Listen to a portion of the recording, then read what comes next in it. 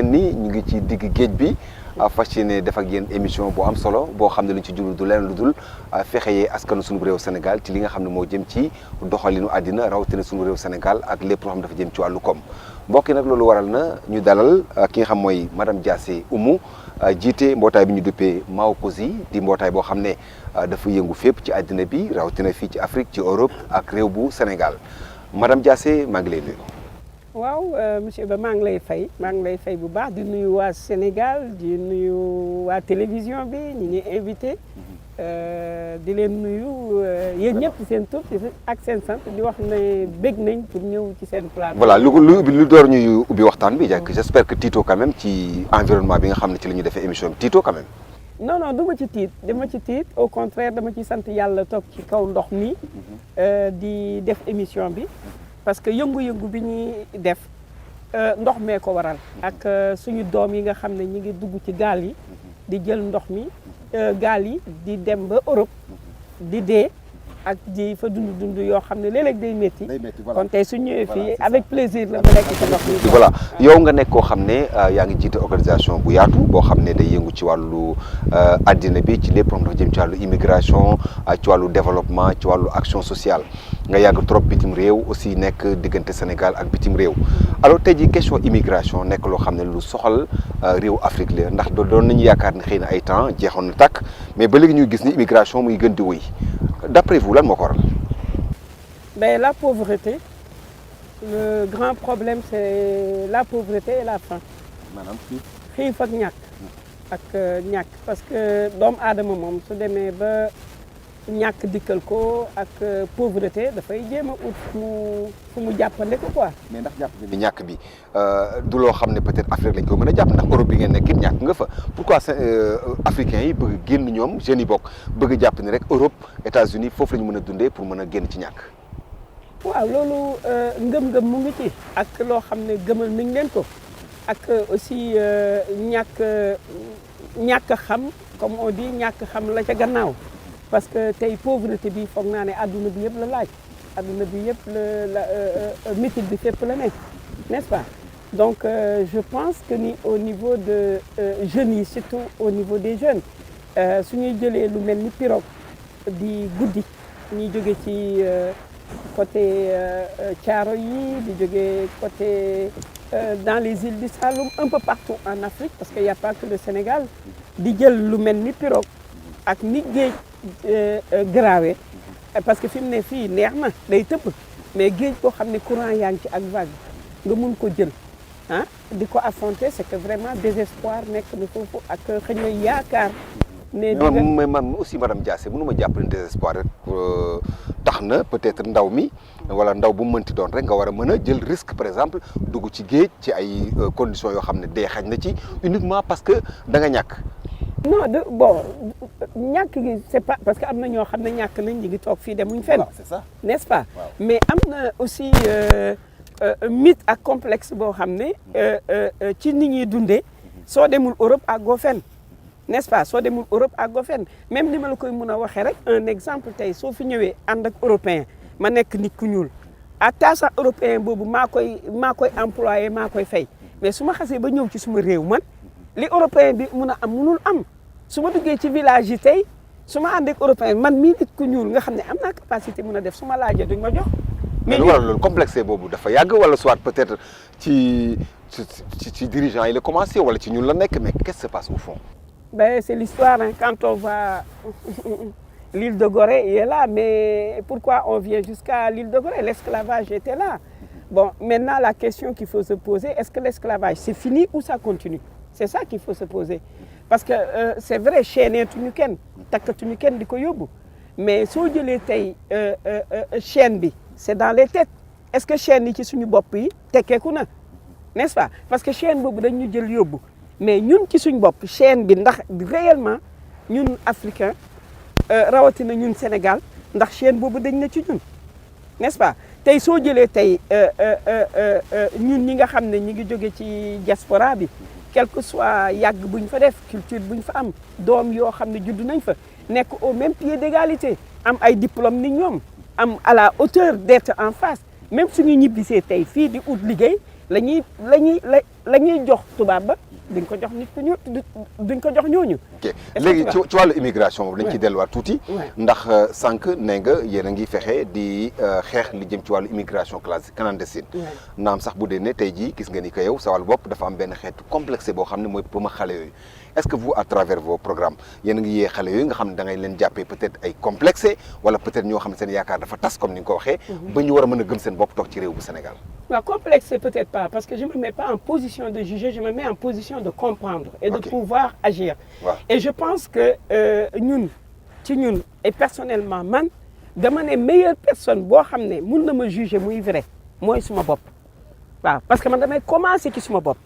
am na jikko yoo xam ne balaa ma naan diw dindi lii nga mel ak la nga mel nga xool sa bopp si chaque Sénégalais parle avec soi-même xool li nga xam ne jëloo sa jëmm ji nga soppali ko ku ñuy jënd parce que tant que ñu ngi lay jënd tu ne peux plus discuter waaw tant que jox nañ la xaalis rek yow tu vas exécuter donc on t'achète Gorée bii lu fi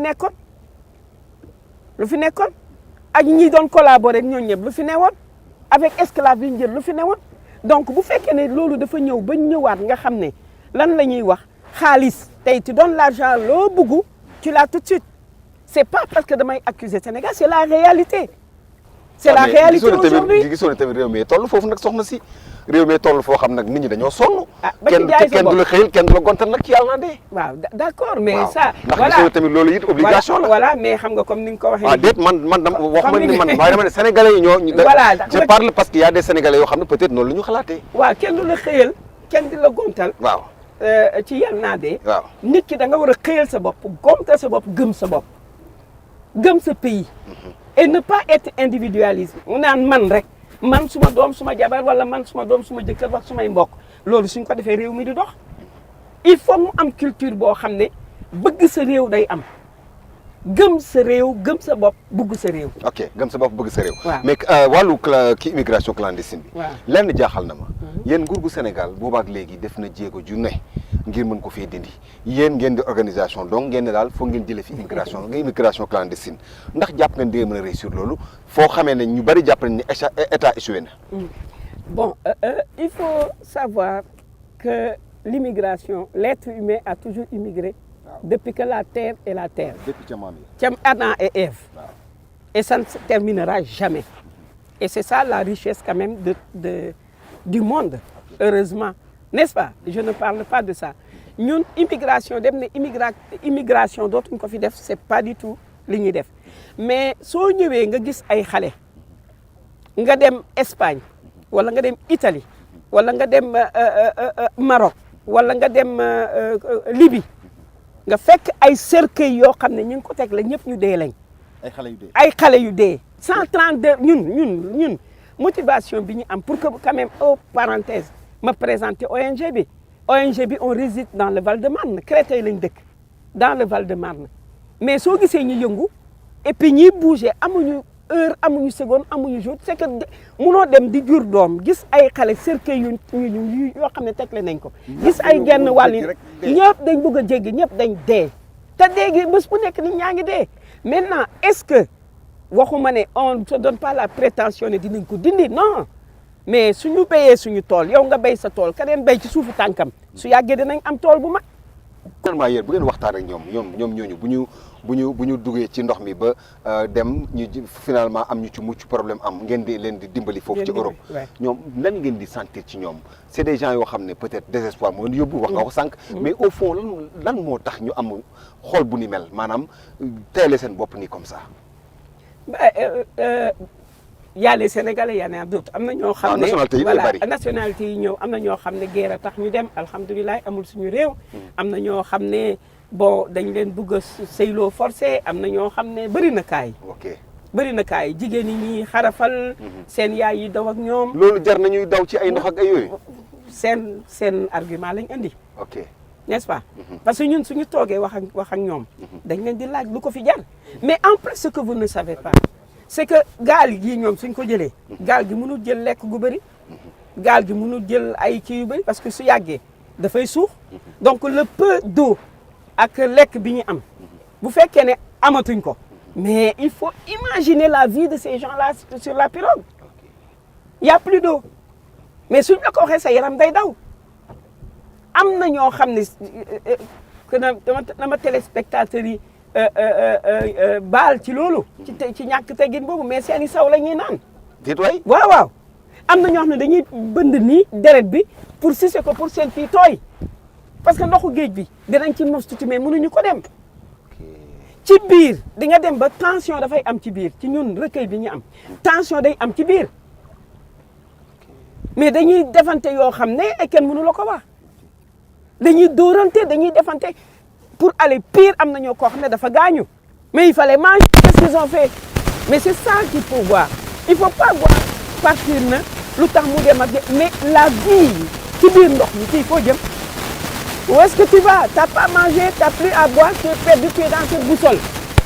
mais léegi wàññeekul affaire boobu wàññeekul maanaam gars yi daan jëlee gaal yi bu njëkk ba wàññeeku na xanaa léegi sant wala.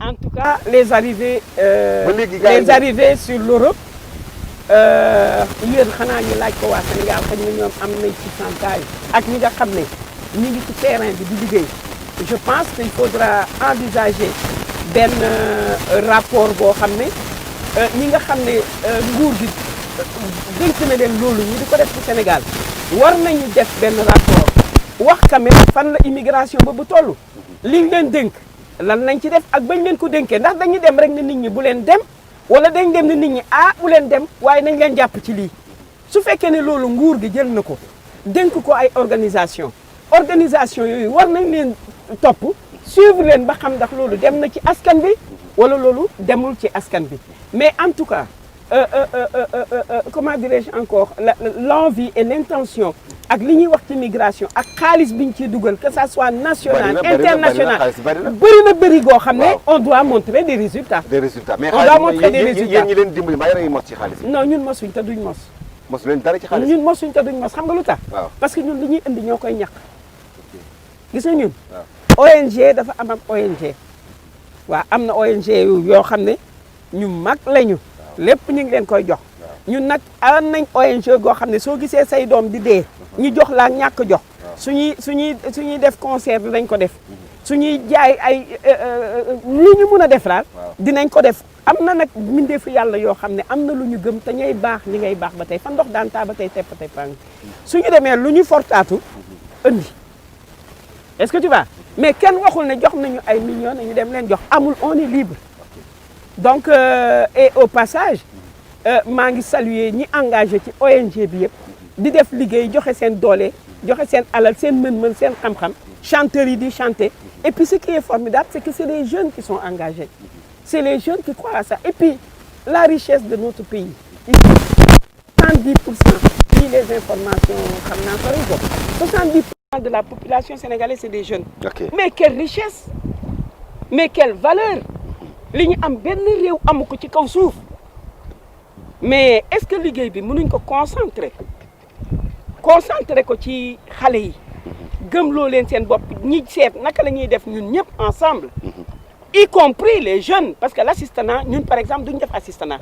demal toog croiser les bras ma daw amul ci ñun nit ki da ngay toog bul xeeb dara loo am rek nga jàpp ci dem n'est-ce pas mais je pense que comme ni nga ma waxee les gens politiquement et dans chaque endroit c'est pas au Sénégal qu'on dit pas que la politique n'est pas active du Sénégal lañ naan nit ñi engagé wuñu mais il faut savoir l'engagement politique du Sénégal est-ce que c'est l'engagement politique national pour les Sénégalais ou c'est l'engagement politique personnel de la personne